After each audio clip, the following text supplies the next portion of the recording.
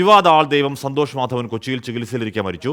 ഹൃദയ സംബന്ധമായ അസുഖത്തെ തുടർന്ന് മെഡിക്കൽ ട്രസ്റ്റ് ആശുപത്രിയിൽ ചികിത്സയിലായിരുന്നു. വിവരങ്ങളുമായി എസ് ശ്യാംകുമാർ.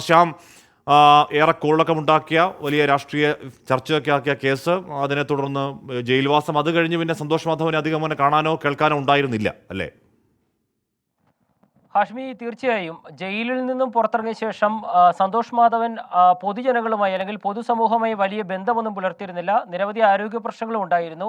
അതിനിടെയാണ് ഇന്നലെ വൈകുന്നേരം ഹൃദയ സംബന്ധമായ അസുഖങ്ങളെ തുടർന്ന് ഇയാളെ മെഡിക്കൽ ട്രസ്റ്റ് ആശുപത്രിയിൽ പ്രവേശിപ്പിക്കുന്നത്.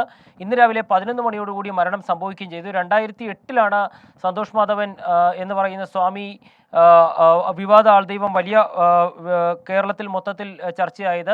പ്രായപൂർത്തിയാകാത്ത പെൺകുട്ടികളെ പീഡിപ്പിച്ച കേസിലാണ് ഇയാളെ ആദ്യം അറസ്റ്റ് ചെയ്യുന്നത്. അതിനു മുൻപ് വിദേശ വനിത 40 ലക്ഷം രൂപ തട്ടിയെടുത്തു എന്ന പരാതിയിൽ പോലീസ് ഇയാളെ പിടികൂടിയിരുന്നു. അന്ന് ഇയാളുടെ വീട്ടിൽ നടത്തിയ തിരച്ചിലിൽ കടുവാത്തോൽ ഉൾപ്പെടെ കണ്ടെത്തുകയും പ്രായപൂർത്തിയാകാത്ത പെൺകുട്ടികളെ പീഡിപ്പിക്കുന്നതിന്റെ കൂടുതൽ ദൃശ്യങ്ങൾ CD-യിലാക്കിയതൊക്കെ കണ്ടെത്തുകയും ചെയ്തിരുന്നു.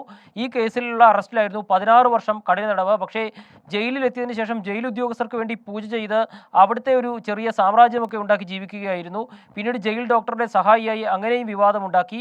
വലിയ സർക്കാർ ഭൂമി കയ്യേറ്റം ഉൾപ്പെടെ ഇയാളുടെ പേരിലുണ്ടായിരുന്നു. ഇടയ്ക്ക് സർക്കാർ ആ ഭൂമി കണ്ടുകെട്ടുകയും ഒക്കെ ചെയ്യുകയും ചെയ്തിരുന്നു. അങ്ങനെ വലിയ വിവാദം കേരളത്തിൽ ചെറിയ കാലയളവിൽ ഉണ്ടാക്കിയ ഒരു ആൾദൈവമാണ് ഇപ്പോൾ ആശുപത്രിയിൽ ഹൃദയ സംബന്ധമായ അസുഖത്തെ തുടർന്ന് മരണത്തിന് കീഴടങ്ങിയിരിക്കുന്നത്. ഏതായാലും നിരവധി പോലീസ് സ്റ്റേഷനുകളിൽ ഇപ്പോഴും സാമ്പത്തിക വഞ്ചന, വിശ്വാസവഞ്ചന തുടങ്ങി നിരവധി ക്രിമിനൽ കേസുകൾ ഇയാൾക്കെതിരെ നിലവിലുണ്ട്. ഹാഷ്മി, ശ്യാംകുമാറാണ് ആ വാർത്തയുടെ വിവരങ്ങൾ നൽകിയത്. സന്തോഷ് മാധവൻ, വിവാദ ആൾ ദൈവം സന്തോഷ് മാധവൻ ഹൃദയ സംബന്ധമായ അസുഖത്തെ തുടർന്ന് മരിച്ചു എന്ന വാർത്തയാണ് ശ്യാം റിപ്പോർട്ട് ചെയ്തത്.